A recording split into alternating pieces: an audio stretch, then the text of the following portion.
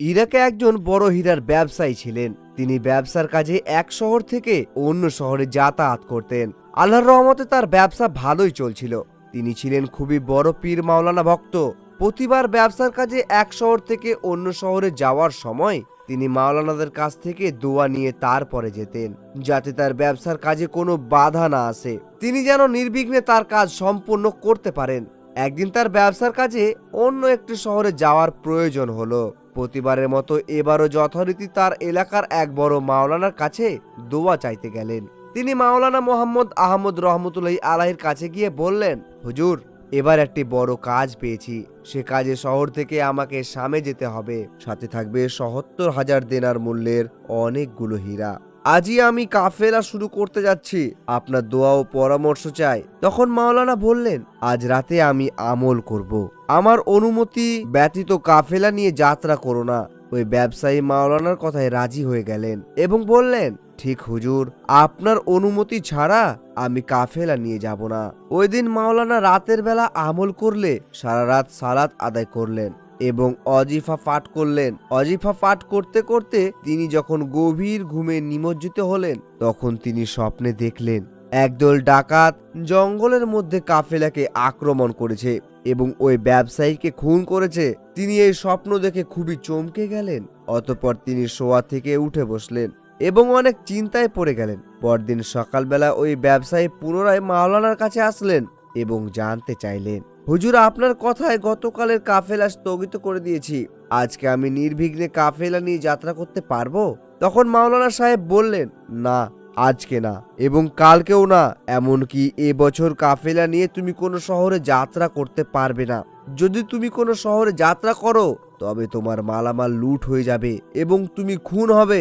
এই কথা শুনে ব্যবসায়ী অবাক হয়ে উঠল এবং মাওলানা সাহেবকে বলল, হুজুর, আমার পরিবারের ভরণ পোষণের দায়িত্ব একমাত্র আমার। বাড়িতে আমার স্ত্রী সন্তান রয়েছে, ব্যবসা না করলে তারা কি খেয়ে থাকবে? হুজুর, আমি যদি অন্য শহরে গিয়ে হীরা বিক্রি করতে না পারি তাহলে সংসার চালাবো কি করে? তখন মাওলানা বললেন, সবার আগে প্রাণ বাঁচানো ফরজ। বেঁচে থাকলে জীবনে অনেক টাকা করতে পারবে। আপাতত যে কোনো সফর বন্ধ রাখো এবং শহরের ভেতরে ব্যবসা চালিয়ে যাও। আল্লাহ তোমার মঙ্গল করুক। এরপর লোকটি দুঃখ ভরা ক্লান্ত মন নিয়ে বাড়ি ফিরে গেলেন। বাসায় যাওয়ার পর তার স্ত্রী তাকে মন খারাপের কারণ জিজ্ঞাসা করলেন। তিনি সব কথা তার স্ত্রীকে খুলে বললেন। সবকিছু শুনে তার স্ত্রী তাকে সান্ত্বনা দিলেন এবং পরবর্তী বছর অনেক ভালো ব্যবসা করতে পারবেন বলে আশ্বস্ত করলেন। তিনি এও বললেন যে তিনি এই এক বছর সংসারের মজুত রাখা খাদ্যশস্য এবং জমা রাখা টাকা দিয়ে চালাবেন। স্ত্রীর দেওয়া সান্ত্বনায় তিনি কিছুটা সুস্থ হলেও মাথা থেকে চিন্তা সরাতে পারলেন না। ওই দিন রাতে তিনি যখন ঘুমালেন তখন তিনি স্বপ্নে দেখলেন একজন বয়স্ক সাদা বড় দাড়িওয়ালা ব্যক্তি তাকে বলছেন, তোমার সমস্যার সমাধান রয়েছে বাগদাদের বাদশার কাছে।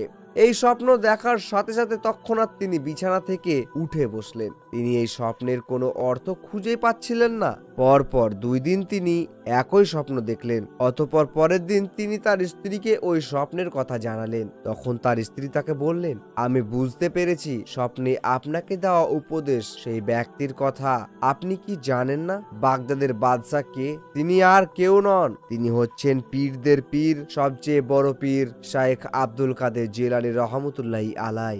এখন আর আপনি এক মুহূর্ত কাল বিলম্ব না করে বাগদাদের উদ্দেশ্যে বের হয়ে পড়ুন। নিশ্চয় আপনি তার কাছে আপনার সমস্যার সমাধান পাবেন। তার স্ত্রীর থেকে পরামর্শ পেয়ে তিনি আর একটু দেরি করলেন না, বাগদাদের উদ্দেশ্যে বেরিয়ে পড়লেন। তিনি মনে মনে প্রার্থনা করতে লাগলেন যে তিনি যাতে বাগদাদে পৌঁছে বড় পীরের সাথে দেখা পেয়ে যান। আর সেটাই হলো। তিনি খোঁজ করতে করতে অবশেষে বড় পীরের দরবারে এসে পৌঁছে গেলেন। তিনি বড় পীরকে সালাম দিলেন। বড় পীর সালামের উত্তর দিয়ে বললেন, এসো ওহে হীরা ব্যবসায়ী। তিনি বড় পীরের এমন সম্বন্ধে কিছুটা বিব্রত হলেন এবং অবাক হয়ে জিজ্ঞাসা করলেন, হুজুর, আপনি কি করে জানলেন যে আমি হীরা ব্যবসায়ী? আজকেই তো আমাদের প্রথম দেখা। তখন বড় পীর মুচকি হাসলেন এবং বললেন, আমি এও জানি যে তুমি এখানে কি কারণে এসেছো। তখন ওই লোকটি বললেন, হুজুর, আমি কি ব্যবসার কাজের শহরে বাইরে যেতে পারবো না? তখন বড় পীর বললেন, হ্যাঁ, এবছর তুমি ব্যবসার কাজে শহরে বাইরে যেতে পারবে না। তখন ওই লোকটি বলল, হুজুর, এবার আমার ব্যবসার কাজের স্বামী যাওয়াটা খুবই জরুরি। এবারে কাজটা অনেক বেশি টাকার। এবার যদি আমি না যেতে পারি তাহলে আমার অনেক টাকার ক্ষতি হয়ে যাবে। তখন বড় পীর বললেন, তাহলে আল্লাহর উপর ভরসা রেখে আল্লাহর নাম নিয়ে বেরিয়ে পড়ো, আমি তোমার জন্য প্রার্থনা করব। তখন ওই ব্যক্তি বলল, হুজুর, কি গ্যারান্টি আছে যে এখানে সফরে আমার কোনো ক্ষতি হবে না? হুজুর, যদি আমি সত্যি রাস্তায় খুন হয়ে যাই? তখন বড় পীর বললেন, জীবন মৃত্যু আল্লাহ সুবহানাহু ওয়া তাআলার হাতে। মৃত্যু যখন লেখা থাকবে তখন মৃত্যু আসবেই। আল্লাহকে ভরসা করে তুমি সফরের উদ্দেশ্যে রওনা হও। বড় পীরের কথায় আশ্বস্ত হয়ে ওই ব্যবসায়ী শামের উদ্দেশ্যে বেরিয়ে পড়লেন। কিন্তু তিনি তার সঙ্গে কোনো সঙ্গী বা কাফেলা নিলেন না। তিনি একাই সফরে বেরিয়ে পড়লেন। তার সাথে ছিল অনেক দামি হীরা। এভাবে পথ চলতে চলতে তিনি নির্বিঘ্নে শামে পৌঁছে গেলেন এবং সেখানে গিয়ে তার হীরা বেশ চড়া মূল্যে বিক্রি করলেন। তিনি আশানুরূপ বেশি লাভ করতে পারলেন। 1,00,000 দিনার মূল্যে তিনি তার সব হীরা বিক্রি করলেন এবং একটি দামি হীরা তার কাছে আলাদা করে রেখে দিলেন বড় পীরকে উপহার দেওয়ার জন্য। হীরা বিক্রি করার শেষে তিনি ভাবলেন তিনি কিছুদিন সেখানেই থাকবে, তারপরেই ইরাকের উদ্দেশ্যে যাত্রা করবেন। অতঃপর তিনি তার সবগুলো টাকা একটি ব্যাগে রাখলেন এবং দামি হীরাটিও আরেকটি পুটলিতে রাখলেন এবং তিনি সেই ব্যাগ এবং পুটলি একটি জায়গায় লুকিয়ে রাখলেন। এরপর তিনি বিশ্রামের জন্য পাশের একটি নির্জন জায়গায় গেলেন। তিনি যখন বিশ্রাম নেওয়ার জন্য চোখ বুজলেন তখন তিনি এক অদ্ভুত স্বপ্ন দেখলেন। তিনি দেখলেন যে তিনি 1,00,000 টাকা নিয়ে ইরানের জঙ্গলের পথ দিয়ে যাত্রা করছেন আর পেছনে রয়েছে আরো 10-12 জন লোকের একটি কাফেলা। এটি সেই জঙ্গলের পথ যার কথা মাওলানা আহমদ রহমতুল্লাহ আলাই বলেছেন। জঙ্গলের পথে যাত্রা করার সময় একদল সন্ত্রাস তাদেরকে আক্রমণ করলো। তারপর সন্ত্রাসীরা তার কাছে থাকা হীরা এবং টাকা লুট করে নিল। অবশেষে তাদের মধ্যে একজন ধারালো ছুরি দিয়ে তার গলা কেটে ফেলল। তিনি এমন ভয়ঙ্কর স্বপ্ন দেখে ভীষণ ভয় পেয়ে গেলেন এবং তৎক্ষণাৎ ঘুম থেকে উঠে পড়লেন। অতঃপর তিনি ধীরে ধীরে বুঝতে পারলেন যে এটি স্বপ্ন ছিল। তারপর তিনি তৈরি হয়ে গেলেন ইরাকে যাত্রার জন্য। তখন তার মনে পড়ল তিনি তার টাকা ও হীরা একটি জায়গায় লুকিয়ে রেখেছেন। অতঃপর তিনি সেই জায়গায় গেলেন। তিনি তার 1,00,000 দিনার টাকা ঠিকঠাক খুঁজে পেলেন, কিন্তু সেই হীরাটি খুঁজে পেলেন না। তিনি মনে মনে ভাবলেন যদি কোনো চোর চুরি করতে আসে তাহলে সে শুধুমাত্র হীরাটা চুরি করে টাকাটা কেন রেখে যাবে। তিনি অনেক খোঁজাখুঁজির পরেও সেই হীরাটি খুঁজে পেলেন না, যে হীরাটি তিনি আব্দুল কাদের জিলানী রহমতুল্লাহ আলাইকে উপহার দেওয়ার জন্য রেখেছিলেন। কিন্তু তার টাকাগুলো ঠিকঠাক ফিরে পেয়েছেন ভেবে ইরাকের উদ্দেশ্যে যাত্রা শুরু করলেন।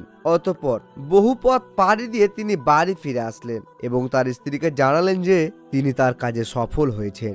অতঃপর তিনি মনে মনে ভাবলেন যার কারণে তিনি ব্যবসায় সফল হতে পেরেছেন তাকে তিনি ধন্যবাদ জানাবেন। সবার আগে তিনি কার কাছে যাবেন, মাওলানার কাছে নাকি বড় পীরের কাছে? তিনি দ্বিধাগ্নে ভুগতে লাগলেন। বিকেল বেলা তিনি যখন বাজারে গেলেন তখন তার সাথে দেখা হয়ে গেল সেই মাওলানার সাথে। তিনি তাকে দেখা মাত্র বললেন, কি বিষয় নিয়ে চিন্তা করছেন হে ব্যবসায়ী? আগে আমার সাথে দেখা করবে নাকি আগে বড় পীরের সাথে দেখা করবে? তাই তো তুমি এই যে এত বড় বিপদ থেকে বেঁচে গেছো তা শুধুমাত্র বড় পীরের কারণে। তিনি তোমার জন্য 70 দফা আমল করেছেন আর এই কারণেই তুমি প্রাণ নিয়ে শাম থেকে ইরাকে ফিরে আসতে পেরেছো। তাই তোমার উচিত প্রথমে তার সাথে দেখা করার। আমি তো বলেছি তুমি আগে বড় পীরের সাথে দেখা করে এসো। সে বয়সে আমার চেয়ে ছোট হলেও আমল এবং ইমানে আমার থেকে অনেক বড়, তাই তোমার উচিত তার সাথে দেখা করে আসা। আর আমার সাথে তো দেখা হয়েই গেল। তখন ওই ব্যবসায়ী বাগদাদের উদ্দেশ্যে রওনা হলেন বড় পীরের সাথে দেখা করার জন্য। অতঃপর তিনি বড় পীর আব্দুল কাদের জিলানী রহমতুল্লাহ আলাইহির দরবারে গিয়ে তাকে অনেক ধন্যবাদ জানালেন এবং তিনি জানতে চাইলেন কিভাবে এই অসম্ভব সম্ভব হলো। তখন বড় পীর বললেন, শোনো হে ব্যবসায়ী, আল্লাহ তাআলা চাইলে সবই সম্ভব। এই জন্যই তিনি বাস্তবটাকে স্বপ্নের মাধ্যমে তোমার সামনে উপস্থাপন করে তোমাকে প্রাণে মৃত্যুর হাত থেকে বাঁচিয়ে দিয়েছেন। সুবহানাল্লাহ। বড় পীরের মুখে এই কথা শুনে ওই লোকটি খুবই অবাক হলো এবং জানতে চাইলো যে কিভাবে ঘটলো এসব। তখন তিনি বললেন, আমি তোমার জন্য 70 দফা আমল করেছি। তুমি আল্লাহর একজন নেক বান্দা, তুমি সৎ পথে ব্যবসা করো, তাই তিনি আমার আমল কবুল করেছেন। নিশ্চয় আল্লাহ সুবহানাহু ওয়া তাআলা তার নেক বান্দাদেরকে নিরাশ করেন না। মোহাম্মদ আহমদ রহমতুল্লাহ আলাইহি সত্য কথাই বলেছিলেন। এ বছরটা তোমার জন্য খারাপ ছিল, এজন্য তিনি তোমাকে সারা বছর কোথাও সফর করতে নিষেধ করেছিলেন।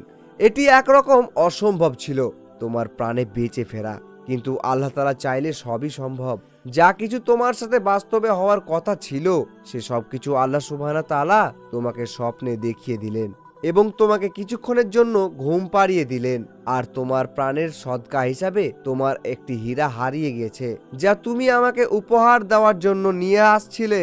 তখন ওই ব্যবসায়ী বড় পীরের প্রতি অনেক কৃতজ্ঞতা প্রকাশ করলেন এবং পরবর্তীকালে তিনি বড় পীর আব্দুল কাদের জিলানী রহমতুল্লাহ আলাইহির একজন অনেক বড় ভক্ত এবং যোগ্য মুরিদে পরিণত হয়ে গিয়েছিলেন।